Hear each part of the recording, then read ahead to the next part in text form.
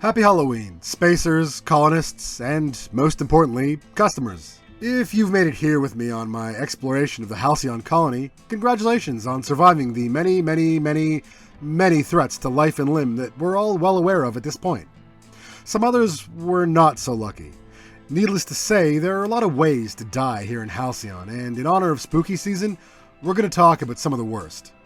So strap your armor on, make sure you have plenty of adrenos ready, and let's talk about the worst ways to die in the Outer Worlds. Speaking of the worst, if you don't want to end up on the wrong side of some canning machinery, go on and hit subscribe. As a warning, this video contains spoilers for the story of the Outer Worlds. Alright, let's get into it. Now, there are about as many ways to die in Halcyon as there are stars in the night sky, so it would truly be an unmanageable task to go over them all. You could fly out of an airlock, be blasted to bits by pirates, have your insides torn out by, well, also probably pirates. You could fall from the cliffs on Gorgon down to the dust-choked ground below. You could have your brain eaten by slugs that smell like vodka. You could be stung to death by wasp mosquitoes. You could trip and fall into a spinning engine. You could slip into the waste disposal on the groundbreaker, or you could just plain old get shot for cheating at cards. The point is, there's no end to all the ways to, end. But I've been thinking about the worst ones, at least the ones I'd put on a list of the worst, and just in time to add a bit more macabre merriment to the Halloween season. Some of these are incredibly painful and horrific, while others are just embarrassing. Some are probably not as painful as I'm imagining, while others will likely give you nightmares if you think about them too much. So, what do I think are the worst ways to die in the Outer Worlds? Now, you can't spend much time on Halcyon without learning to shoot, and if you start shooting, you'll probably get shot back at. Getting shot in Halcyon is not a rare occurrence, especially with all the marauders still around. Plain old bullets might not give you much of a fright, but there are other things you can get shot with that will do you in other ways. Plasma damage seems like a quick death, yeah, but something tells me it's not quick enough. When you're lying there bleeding out of a bullet wound, you'll begin to lose consciousness quickly. When your body's engulfed in and burned away by hot plasma over a series of seconds, I reckon you can feel every one of those seconds. It may be quick, yeah, sure, but that doesn't help if you're cramming more horrible death than one person ought ever to experience into those few seconds. Anyway, the worst part is, after it's all over, you're nothing but a pile of dust and ash left behind. At least if you're riddled with bullets, your enemies can take a minute to admire your taste and fashion before they loot your corpse. After all, you went to all the trouble to dress up. You'd feel quite foolish having gone to all that trouble to end up as a steaming pile.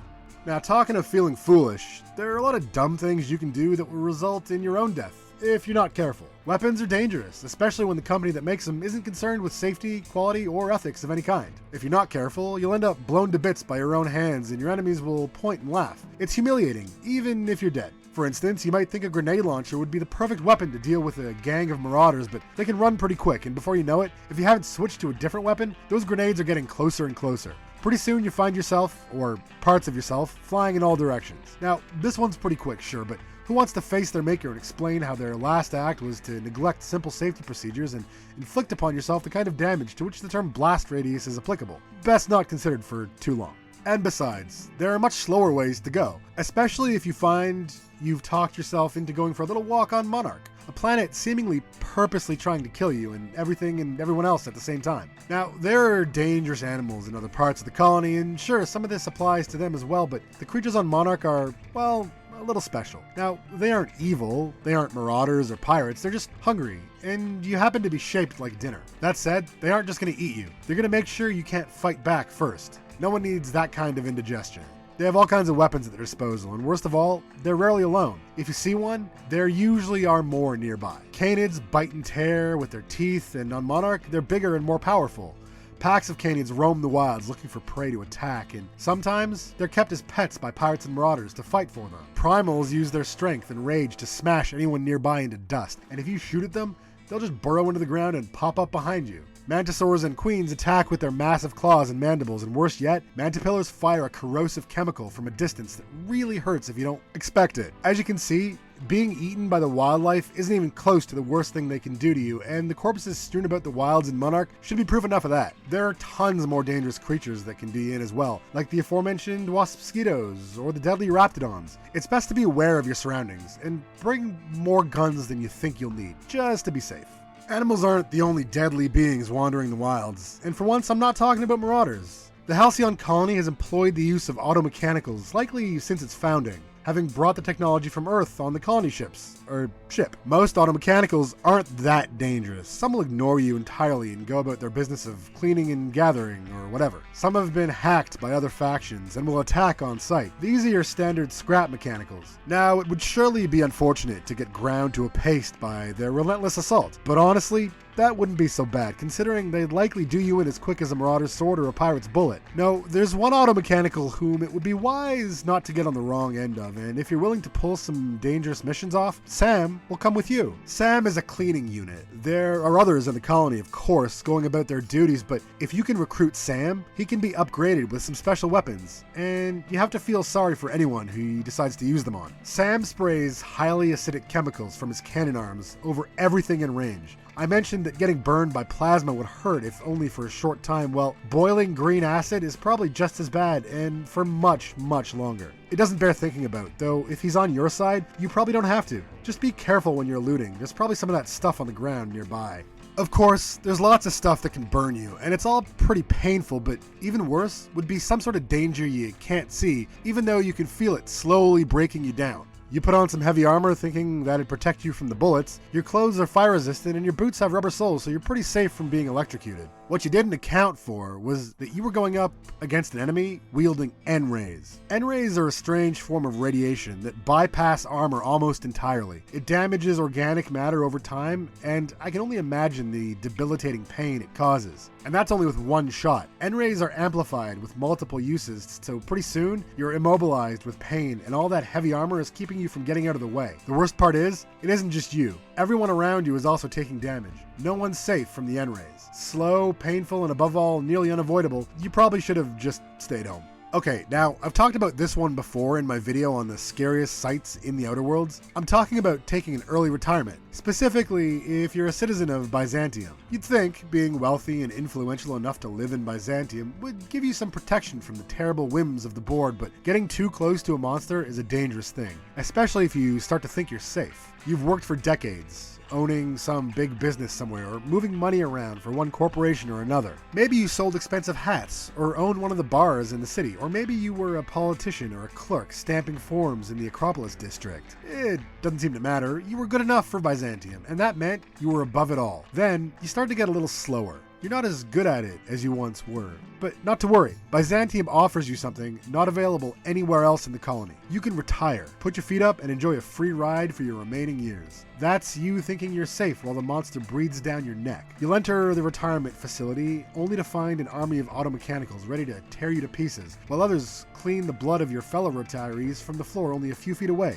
You should have gotten out while you could. But even if you could, where would you have gone, and what would you do? Well, you would join one of the many teams working day and night in colonies like Edgewater or Stellar Bay to produce goods to be exported by the board. Edgewater has its famous Saltuna cannery, where you can find employment. Like many of the places to work in Halcyon, you'll work shifts with your fellow laborers under the tight control of your corporate overseers. You'll be paid, of course. Mind you, it won't be much, and really, it's going right back to the company anyway for food, clothes, and housing. After working in these conditions for some time, you'll likely be tired to the bone, deeply in debt, and stuck with not a penny to your name. But you can't stop, no matter what, because if you do, you'll be hunted down by mercenaries and brought back to face the wrath of your employer. You're indentured, remember? It's right there on your contract. So you go back to work, and you stay there, and eventually, you die right there on the job. Maybe it was fatigue that made you careless, or someone got a bit resentful, or maybe your heart gave out. Doesn't matter, you're dead, and you didn't even get a chance to visit the rest of the colony.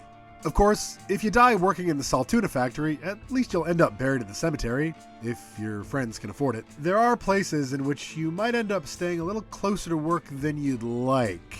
I'm talking, of course, about the Borst factory on Monarch, owned by C&P and run by everyone's favorite psychopath, Clive. Now, it should be no secret at this point that Clive isn't just putting Borst into some of those cans. He's been producing his own recipes containing bits and pieces of former employees. On the downside, he probably isn't going to wait for you to die of natural causes. On the upside, what's left of you will finally get to travel across the colony, even if it is packed inside a tin with some beans. Now, sure, there are more dignified ways to meet your end. Then again, the following is also not one of them. It does offer the chance for a more entertaining view on the way out, though, and that's not nothing. That said, it's likely still an unpleasant experience in the end. You see, there's a range of weapons that have very peculiar effects on the world around them, and some of them are truly weird. These are the science weapons. But the one that I feel would be the most unpleasant to experience would be the gloop gun.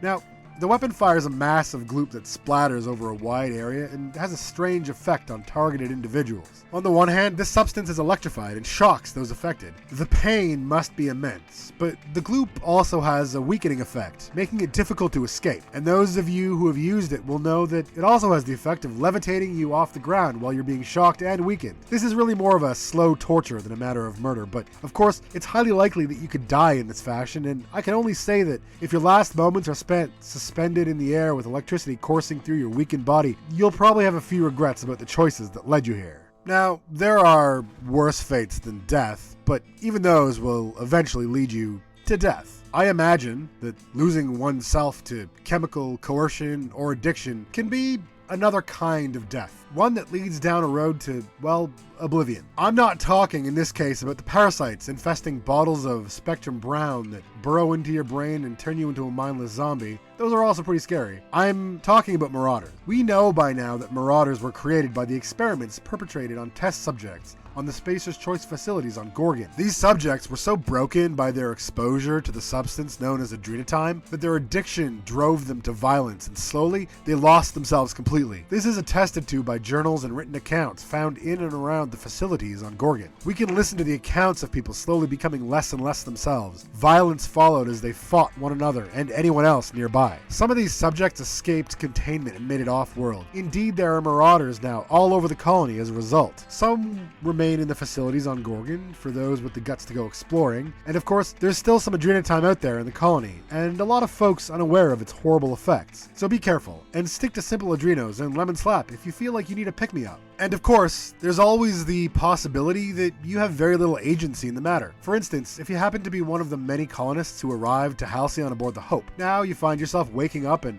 the first thing you see beyond the thin glass tube of your cryopod is the face of a scientist with hair that doesn't seem to have much to do with gravity. He informs you that you're awake now, you're perfectly safe, and oh yeah, he's gonna fire you down towards a planet at great velocity. Don't worry, you'll be fine. If you're lucky, he'll be right. If not, well, there are plenty more colonists to unthaw. That's not much comfort though, I would imagine, so you'd best hope he's good at math. Of course, he isn't the only scientist around these parts willing to experiment on fellow colonists. There are many places, usually hidden ones, where countless experiments have been carried out on test subjects from across the colony. You can find some of them still bubbling away in tubes, and you can only hope that they're not aware of what's going on around them, but you get the eerie feeling that you might be wrong about that. Heck, you might even have to kill some of them. All for a good cause, of course, but in the end, perhaps you've stopped their suffering. It's hard to know. Scientists working for the HHC rarely ask their test subjects about their opinion on the subject. Well, there you have it. The worst ways I can think of to die in Halcyon. Mind you, there are many more I'd still want to stay clear of. I don't want to, for instance, die in a catastrophic gunship crash, or from eating undercooked spratwurst, or getting drunk and falling off of Eridanos, or any of the many other interesting things that could happen if you're not careful, or even if you are careful but are just a little unlucky. I'm sure everyone has their own idea of the worst ways to go. Maybe you're worried about getting shoved out an airlock or something, I don't know. Either way, you have to keep your wits about you to survive in Halcyon, and I don't suspect that will change anytime soon.